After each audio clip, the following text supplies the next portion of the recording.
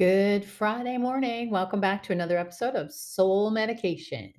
I've got my little cup of green tea. I hope you've got your cup of coffee or tea and just enjoy this word from the Lord today. Today, we're starting the last chapter of James, chapter 5, and I'm going to be reading verses 1 to 6 today in the New King James Version.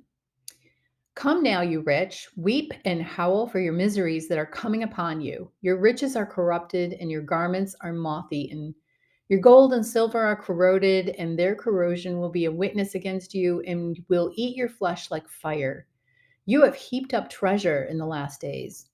Indeed, the wages of the laborers who mowed your fields, which you kept back by fraud, cry out, and the cries of the reapers have reached the ears of the Lord of Sabaoth.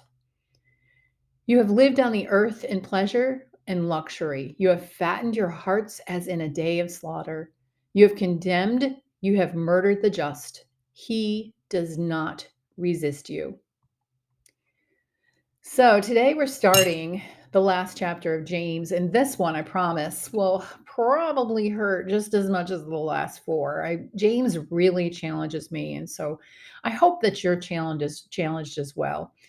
We begin today looking at wealth, and the message is not that it is wrong to have wealth, but how we live with it. Think about how we left off yesterday. Remember the point of living our lives with dependence on God? Here, James is talking to the one group of people that are often more likely and able to live without dependence on God. Jesus told us in Matthew 19 just how hard it was for a rich man to get to heaven.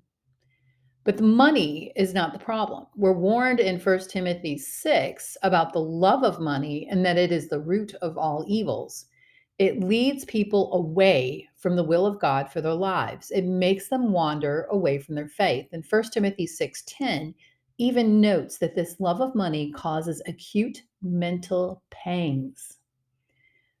James discusses the various ways that the wealth of the rich will rot.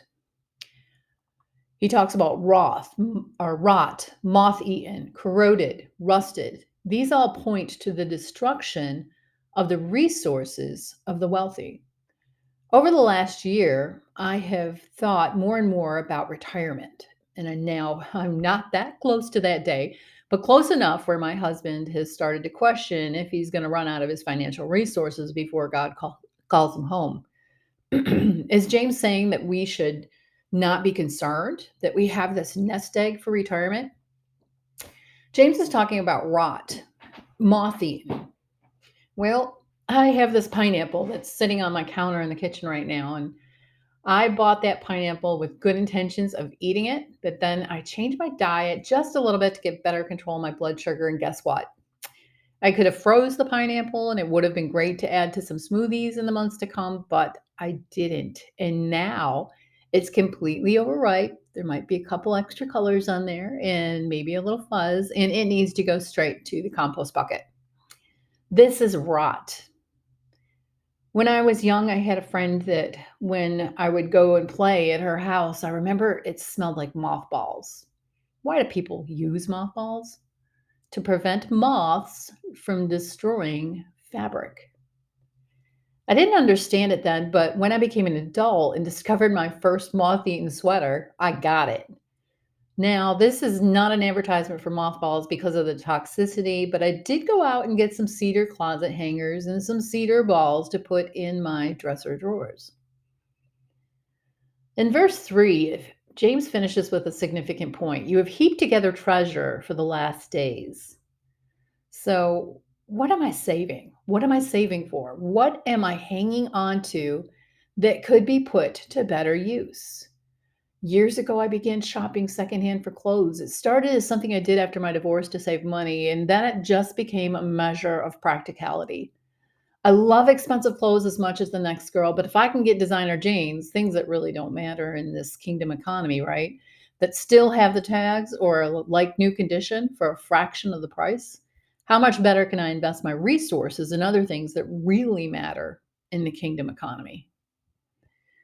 So I have been pretty transparent here about my rotting pineapple and my Goodwill secret. So let me ask, what are you heaping together for treasure in these last days?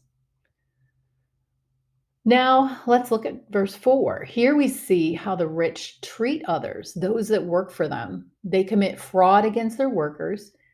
Even corporate America is guilty of this. We don't want to pay overtime, yet we want the job done, right? As a nurse, I hardly ever received a full 30-minute lunch, but I wouldn't get paid for it.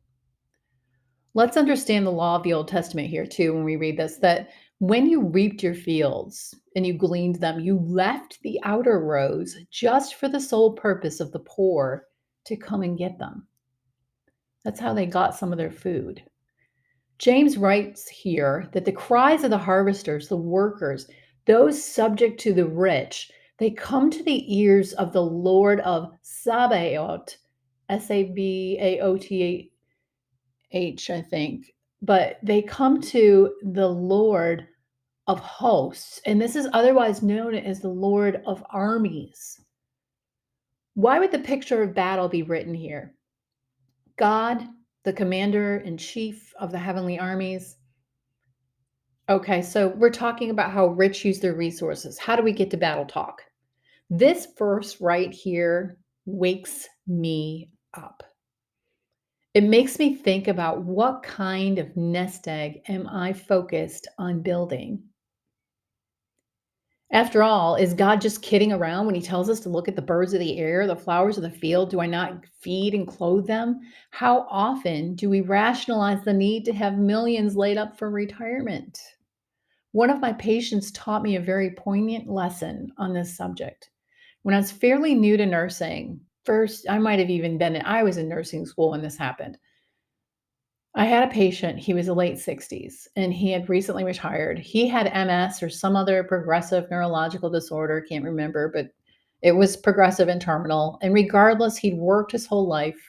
And I seem to remember that he had even bought a boat and he was getting ready to enjoy retirement. Only now he was preparing to die. I admit that I do have some retirement accounts, and my husband and I do think and talk about our retirement plans. And I believe that there is some godly wisdom there. Look to the ant, right? From Proverbs, and the bees store up honey. And if our ancestors did not chop wood all summer, then they would have frozen the winter, right? But where is your love? Is your love with the money? Verse 5 tells us we have abandoned ourselves to soft living and pleasures of self indulgence. Oh, but we're worth it, right? I'm so guilty of that. My mother taught me that line. I just want a little treat. She's gone now and I miss her dearly, but I can just hear that. I can hear her saying that. I just want a little bit. We need God's wisdom and guidance to help us see and know what is a treat and what is self gratification, self indulgence. Because verse 5 ends with a significant challenge for self examination. It says, "You have fattened your hearts in a day of slaughter." This is such a heavy sentence. I believe that God is so infinite, and the Holy Spirit is our teacher who guides us into all truth. So when you look at this sentence that James wrote, some people, I was looking at other interpretations, and some people interpreted it as the ungodly rich fatten themselves up. They've stored up all these riches just in time for their judgment, where nothing will last, nothing will save them. But I also know before animals go to slaughter, they're allowed to eat. They eat to their heart's content, to eat as much as they want and that they can. Because truth is, the more they eat, the more they weigh. The more they weigh, the more they pay. The Jews received their pardon of sin through the blood sacrifice of animals. And now that was a propitiation or a stand in the gap sacrifice. Whereas now we have the blood of Jesus. But think about it. Besides salting for preservation, when they did these sacrifices and when they slaughtered a bull or a lamb, or they didn't have refrigeration. So when you slaughtered a cow or an animal, you ate and you ate well. The word says you have fattened your hearts in a day of slaughter. As a nurse, I find this very interesting. and I'm going to digress to nurse and health here for a second, but I find it very interesting truth to be relative to our standard American diet. We eat and eat until our heart's content. We get hungry at 10, we head to the kitchen. If we don't see what we want in the fridge, we have DoorDash or Uber Eats. I looked this up today and I'm dumbfounded, but almost 70%, 69 point something percent of us adults are overweight or obese. What are we doing to ourselves? Where is our treasure? Remember that our bodies are a temple of the Holy Spirit. Verse 6 talks about the rich that condemn and murder the righteous, the innocent man that offers no resistance. There's no reason to snuff out the righteous other than to take what little they have, right? They're not standing in their way, they're not resisting, they're just defeated by the rich. So here's a couple pretty heavy verses today that we're looking at how the rich live their lives. We know that God is a God of restoration. He's a God of love. He's a God of victory. And we know that he has a plan. This weekend, meditate on the things that we've learned this week. Let's examine our speech to others. Let's reflect on how we treat others. Do we find ourselves in the middle of strife and discord? Do we have one foot in heaven and one in the world? Are we drawing near to God? Are we humbling ourselves? For that is how God gives grace. And let's check ourselves to make sure we are not living independently of God. And finally, let's ask ourselves, where is our treasure? Monday, we'll take a look at how the righteous are to live. And I just want to take a moment. Thank you so much for listening today. I ask that if you like this podcast, hit the subscribe button and follow along throughout the week. If you were especially blessed, please drop me a line and let me know. I was so thankful and blessed to hear how one person was encouraged this week. This is truly a step out in faith to do this for me. And I'm blessed as I hope to bless you. I hope you have been encouraged this week. Have a wonderful weekend, and may God richly bless you.